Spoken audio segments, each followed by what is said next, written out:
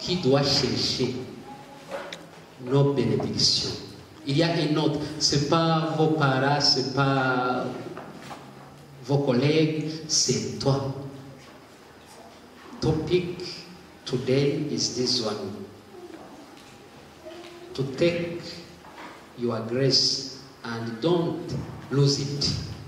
Take your grace or your blessing and don't lose it. Take your grace. Fata impano yawe kandi ntuyire kure. Hari indirimbo twajyaga turirimba, I don't know if you remember. Komeze cyufi tutakinyagwa so yiteguye kubugami wino winjire mu munezero urahabwa ikamba ritangirika. Abandi bakongera ngo nibyo koko. Amen. Nibyo koko urahabwa ikamba. Iryo kamba ni wowe uzarishaka, nta wundi uzarishaka mu mwanya wawe. Take your grace and don't lose it. Why I have chosen that topic? Because in the first reading, in the book of prophet Isaiah, tell us that this king Shabuna, he was a king, and God told him, you are going to be replaced, and replaced by Eliakim, son of Hilkiah. Why this Shabuna must be replaced? Because his action, because he's not now a servant of God.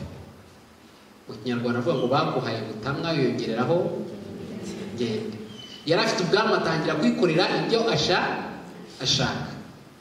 Somehow we have that gift of our life, and in our life we do whatever you want, and whatever you choose. But if we don't choose that guidance from God, God will replace your life and your grace by another one. Yes, it is history, and I think we will arrive there. Buriya hari igihe rimwe na rimwe impano zacu zihabwa abandi kubera imyifatire yacu. Ntabwo ari uyu mwami gusa Shabuna Imana yabwiye ko izamusimbuza kubera ibikorwa bye, ndetse ikanamubwira uwo izamusimbuza. Yagomba gusimburwa na Eliakim kubera ibikorwa bye. And today you are asked to control your life.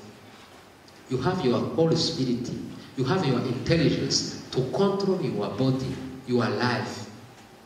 Niyo mpamvu akenshi dusaba ingabire y'ubushishozi, ingabire y'ubudacogora ku rugamba. Ubuzima bwacu ni intambara, ubuzima bwacu ni urugamba. Is why we ask always that the grace of endurance in our life, in order to not give up about our war in our life. In the gospel, it is question to know who is Jesus. Who is Jesus? Jesus asked to his apostles, the people, what they say about me. What they say about me. And the answer is this one. Some, they say that you are Jeremiah, the other John Baptist, the other one of the prophets. But for you, what you say about me? John Peter stand and told, you are Messiah, you are Son of God. It is a secret to know that Messiah is arrived. It is secret. And now also it is secret to know that in this world, Messiah is between us. And he guided this world from via His Holy Spirit, who is also a grace, a gift of everyone who is here, to know who gift that God has given to us, to know Jesus, and it is one thing that we have in our life, that gift that we have in our life. Take your grace and don't lose it. Among the many things that we have, among you have much richness. But as we found the proverb books and in the Job books, chapter 28, verse 28 also, we must know that in many graces that we have, the one important is to know God. Haranditse ngo intangiriro y'ubwenge, intangiriro y'ibyo dufite byose ni ukumenya uhora, ni ukumenya uhoraho. Ubukungu dufite, ubwa mbere dufite ni ukumenya Imana. Muri minsi ubona abantu babikereza, ariko uwamenye Imana aba yatangiye kuba mu bukungu. Kuko hari abakungu benshi bagize amafaranga ariko bakumva batishimye, ariko hari abakeneye batuze utwo bafite kandi mu bafite umunezero wabo. That is the secret of life. And among the many things that we need and that we have, to know Jesus, to know God is very, very important. And the second one is the attitude, discipline that we have from that knowledge of God. Kuko kumenya Imana ntabwo bihagije. Ahubwo se kuyifi ko wayimenye bikumariye iki? Iki munsi nicyo tubatindaho. Ingabire tuvana mu kuba twaramenye Imana, discipline dufite ku kuba twaramenye Imana, ibyo nabyo ni ubutunzi. Discipline is a key of all science. Discipline is a key of all richness that we have in this world.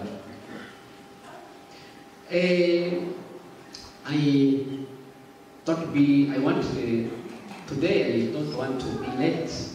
I can give only 4 examples.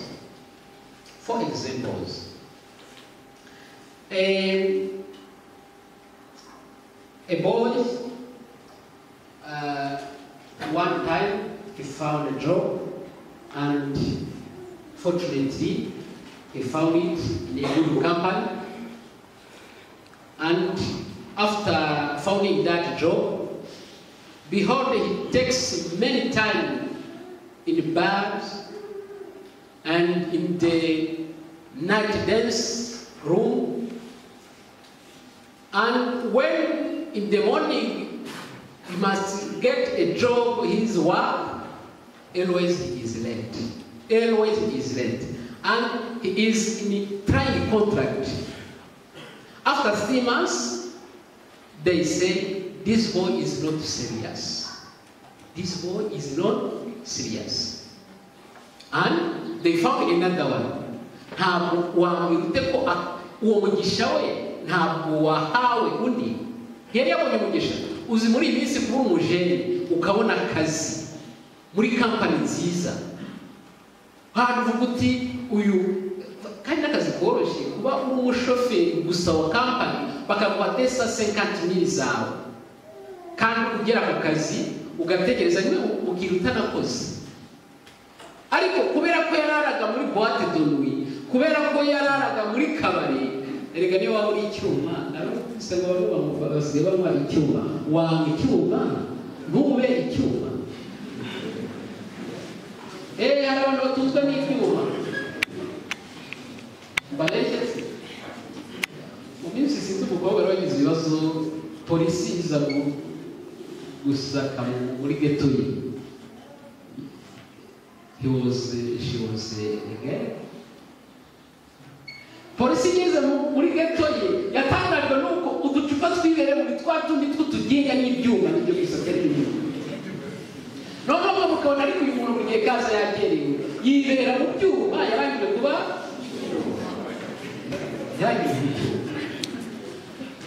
you understand?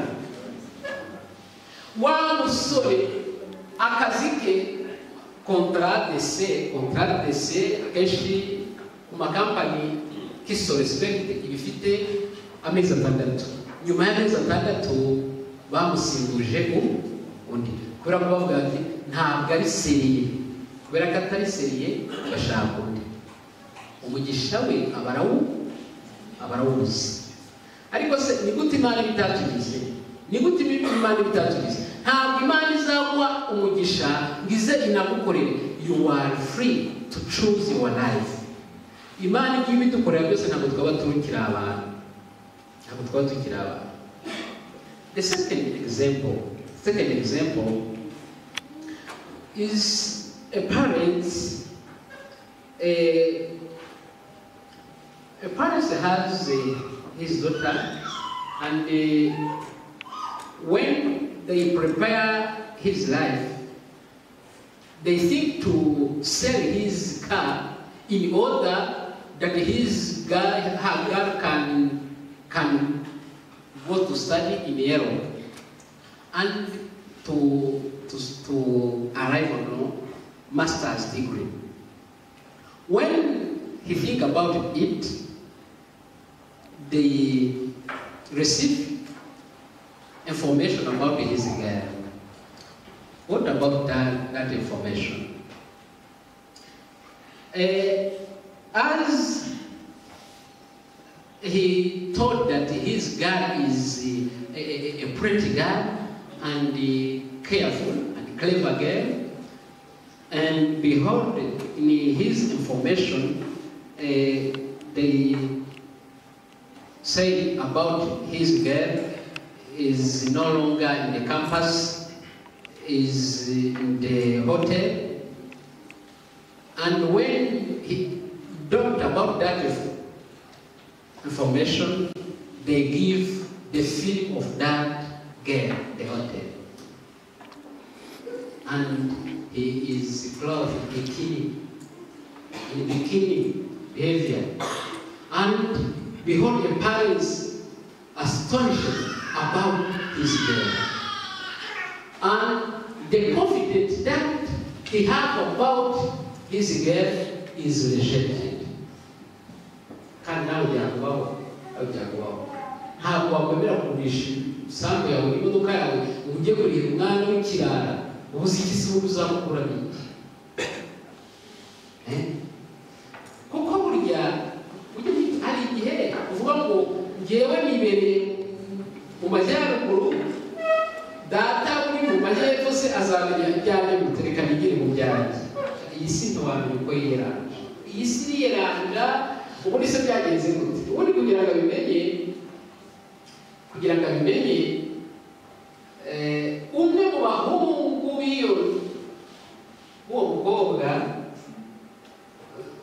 mu nshuti z'uwo mukobwa ndetse yari yarageze n'iwabo w'umukobwa na se abizi ko uwo muhungu ari inshuti byari byiza kugeza aho ngaho byari byiza noneho bibaho sinzi icyo yapfuye no abashenzi byo bako wakimenyera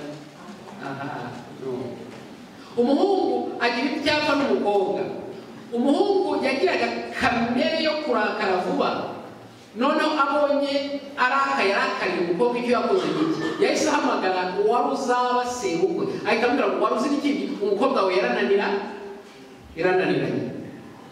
bari bafitanye ibanga umuhungu n'umukobwa bari bafitanye ibanga ariko barakaranyije umuhungu ahita ahamagara uwari uzaba sebukwe ati umukobwa we yarananiranye yananiranye atese umukobwa wanjye yitonda ndabizi ati muzehe mubeshye se twakundi mubivuga muzehe mubeshye se ahita afata akafilime ahita akamusendinga asangana umukobwa we warangije kuki umukobwa yizeraga kandi yakundaga niko gakobwa gusa yari afite wese niwe agakunda niko gakobwa gusa yari afite avuga ati rwose mbona ngiye kuzagurisha imodoka, yatekereje ngiye kuzagurisha imodoka yanjye umukobwa wanjye agiye kwiga. Ubundi se ko niguriye imodoka imariye iki? Uhora ngenda gusaba umwana wanjye ngo mbe yiga agere kuri masters, agere kuri PhD. Ariko mu gihe yatekerezaga ibyo ngibyo abona agafilimi kamugezeho, umukobwa asigarana muri utubyiniriro. Ayo makuru se shawe yarayazi? Reka da, yarazi ko afite umukobwa witonda bya hatari. Uwamuvuyemo ni inshuti ye, kandi baraganirije ubwambuganye, ariko ntabwo ari gato kuko bari inshuti. Agiye kumva yumva yasohokanye n'undi, abona ari kuvuga ati reka mwereke. Hari ibirara byitonda dufite buriya. Hari ibirara byitonda dufite. Be attention, you boys, be attention. Ariko se abahungu bo ntibazima se buriya? I don't know. Bamwe barabyemeza abandi bakabihakana. Ariko wowe uzi ubuzima bwawe, wowe ubwawe. It's about your relationship between you and God. Twe turabareberezi, ushobora kuvuga uri kirara kandi ari wowe muntu witonda dufite hano muri nesi. Bana mureba ikirara kandi ari wowe gusa dufite witonda. Cyangwa turabona bitonda kandi ahubwo yarabiciye. It is your relationship with your God. The third example, today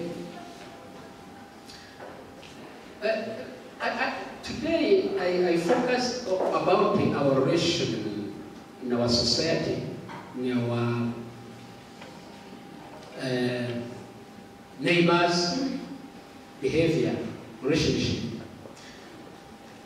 A boy calls his fiancée in Lake Kivu, Rubavu district, because he is surprised to find her in Rubavu, while he thinks that his fiancée is in campus. Because he is surprised, he tried to call her.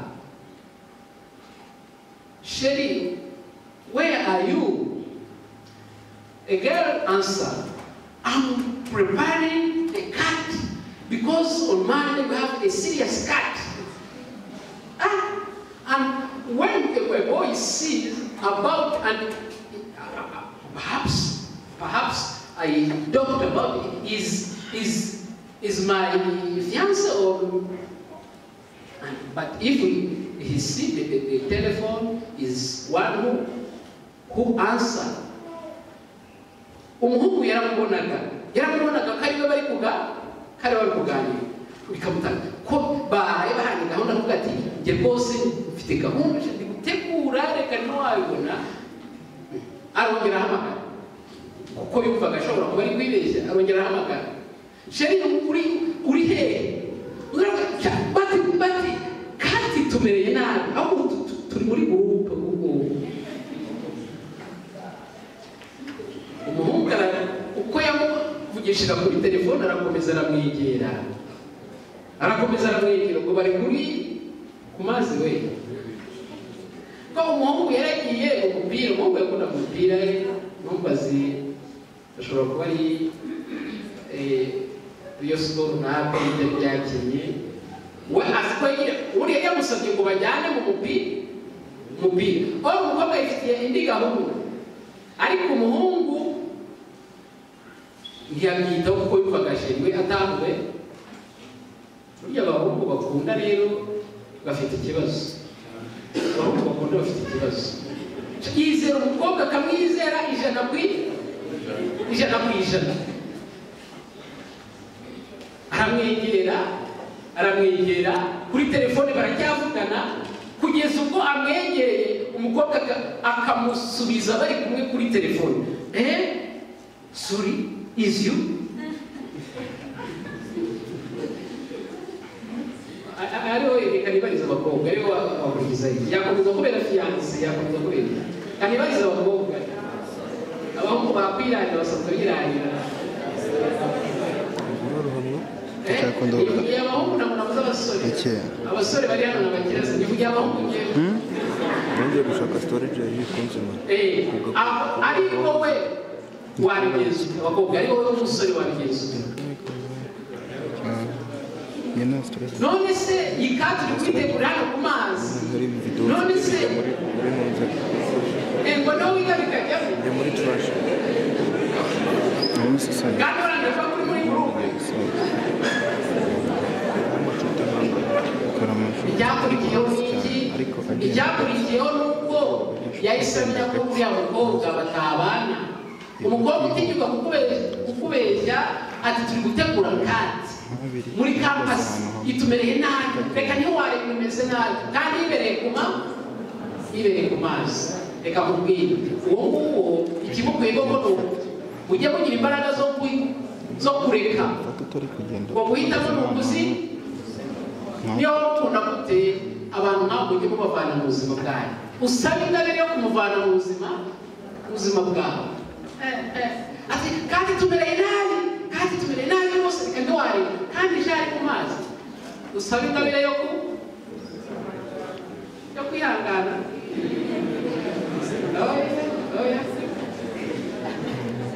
But you can try your best, but there is a problem. There is a problem. Icyo gihe fiancé we kandi yari yaramutereye ivi we ariko uzi umuntu wamutereye ivi ajya nababwiye aho gutera ivi byaturutse gutera ivi ubundi buriya twe tubikora tutabizi gutera ivi bituruka mu mico ya kera cyane kuri ziriya ntambara za Otwa Abagireki babaga ari abantu batinyitse cyane kugira ngo rero umukobwa amutinyuke yumve ko ari umuntu bakundana byasaba kumwereka ko aciye bugufi none umuntu wemeye guca bugufi imbere yawe akagupfukamira warangiza ugatangira kuvuga uti reka ntiwareba kuva icyo gihe umubano wabo ariko yari umusore mwiza umusore ufite amafaranga ye ashobora gupanga kujya kugura umupira mu modoka ye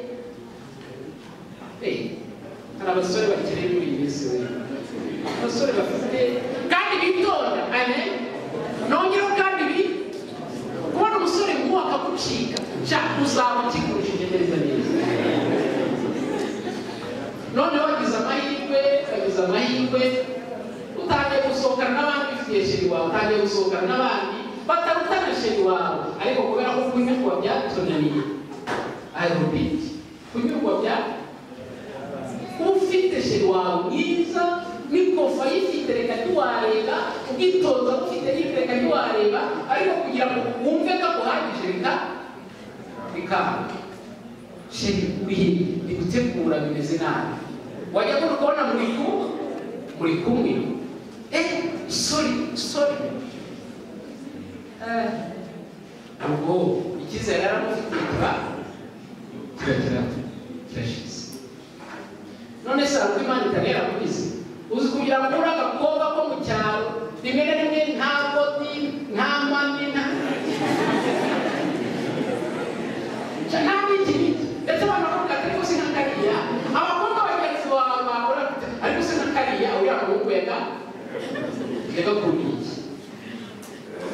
ariko yaragukunze burya nta kimana itakoze burya hari abantu bavuga ngo uri mubi ariko Imana ikakwambika uburanga burya Imana ni igitangaza ikwihera kubona wenda wifitiye agatafari w'umugani wawe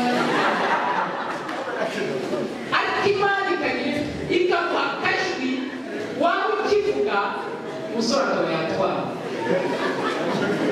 ikaguha akajwi Imana ni igitangaza rwose irakwarimu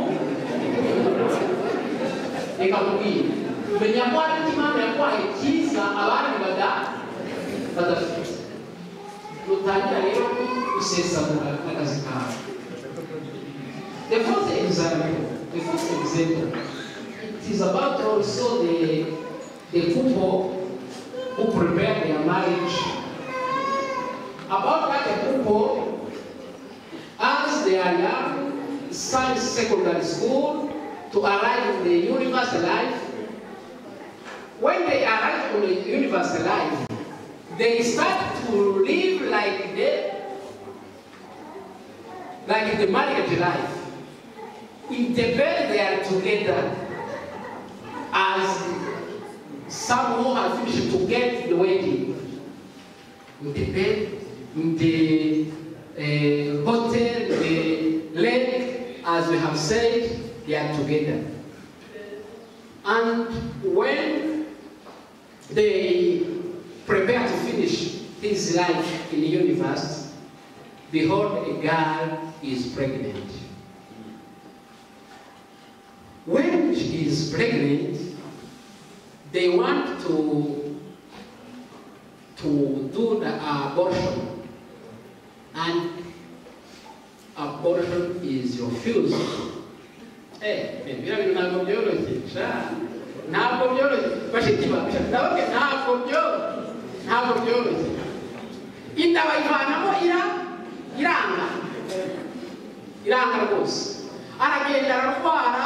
Arakwara ariko arangije kurwara yewe n'amasori kubivuga buryo nabike byagomba gusohoka birasohoka ariko inda isigaramo akize yibwira ngo hari wenda muri ayo maraso yasohotse harimo ari ukuntu kisha kari akantu n'umunere ari ukuntu kisha mpaka no.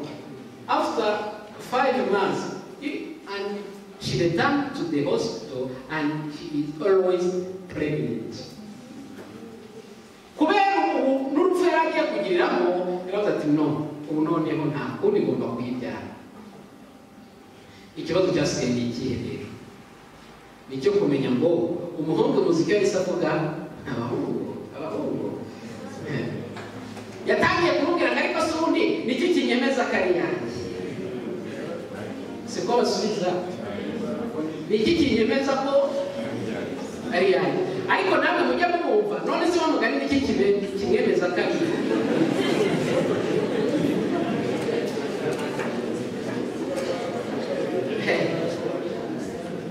Ariko n'abakobwa bari serious akaba afite ibimenyetso byose bashiki bacu bazi ubwenge basigaye bazi ubwenge kubarusha, akaba afite ibimenyetso byose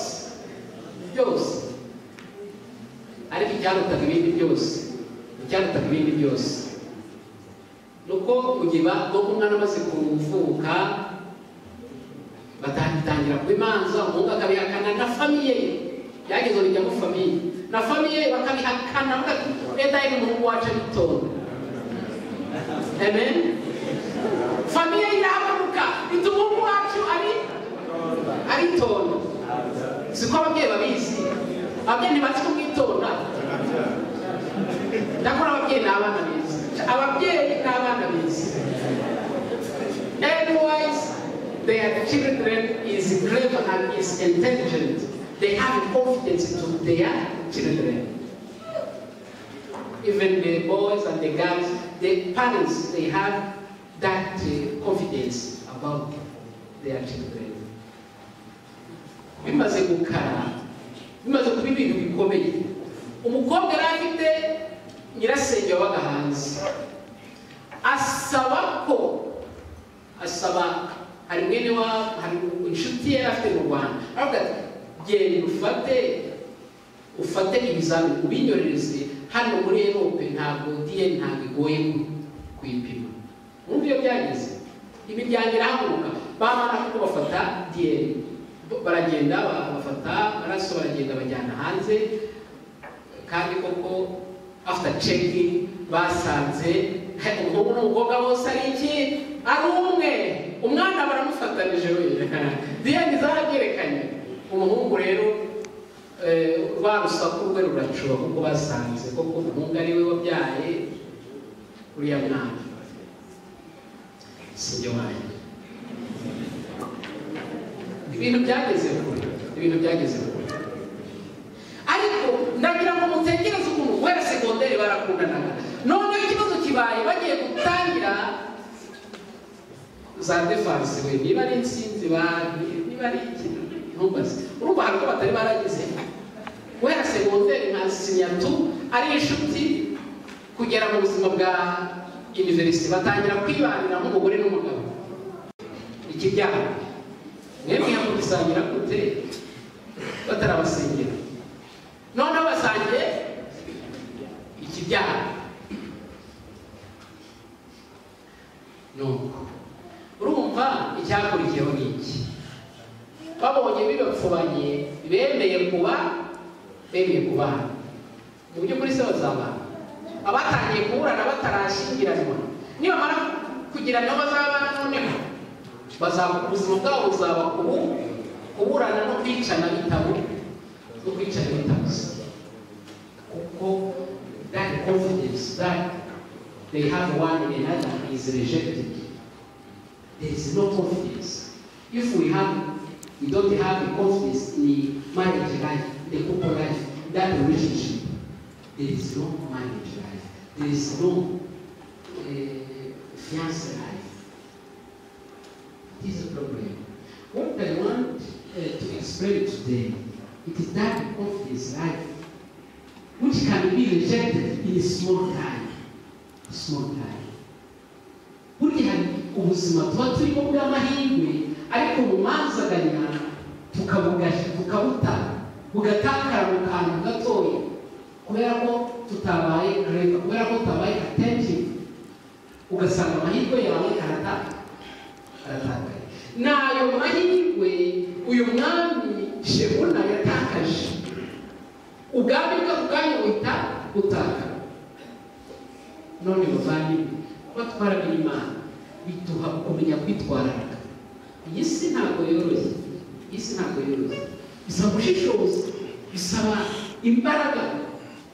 Niyo mpamvu dusabe ingabire tudacogora ku rugamba. Izo mbaraga murazikeneye kugira ngo amahirwe yawe, erega ni amahirwe aba ari kwirema muri ibi, ari igihe amahirwe aba ari kurodinga. You understand? Amahirwe aba ari kurodinga. Ugenda urangiza umwaka level 1 ukayirangiza, burya amahirwe aba ari kurodinga. N'igiciro cy'inkwano kiba kiyongera shani aho utabizi. Level 1, level 1 isa na level 2 kugira ngo bakobwa mwe. Level 1, level 2, level 3. Amahirwe aba ari kurodinga. Level 4, at the end, you finish your defense. So, ari yose wakwangana. Abana mwe, abose degree yose wakwangana. Do you understand? Ntabwo ari make. Yashaka. Muri Miss One Sister Gase inkwano zabeho cyangwa zabumeho, sinzi mwe icyo mwahitamo, ariko zikwiye kubaho kandi nyinshi. None se wowe ayo mahirwe ari kurodinga, uko agenda rodinga niko ugomba kwigengesera mu buzima bwawe, kuko dufite ubukire mu tubindi tworoshye, dutwaye ubukire mu tubindi utubindi ukuvuga ubuzima bwawe. You must be careful in your life in order to guide your life and your grace. Take your grace and don't lose it. It was our topic today, and I want to say to you that you have many graces. Burya tuba twibitse amahirwe menshi, ariko ntabwo tuzi kuyafata neza. Uyu munsi rero wari umuhuro kugira ngo nicyo mukimenye. Niba twaramenye Imana as the apostles, Peter, John, and so on, because they had known their Messiah, their kingdom, their Savior, their life discipline is there. They must focus their life on Jesus, and that life to Jesus is strengthened, is give to us the force for endurance in our life. I wish you to endure your life and to arrive in your benediction, to arrive in your grace, because you are created in the image of God. You are created with many graces. The Lord be with you.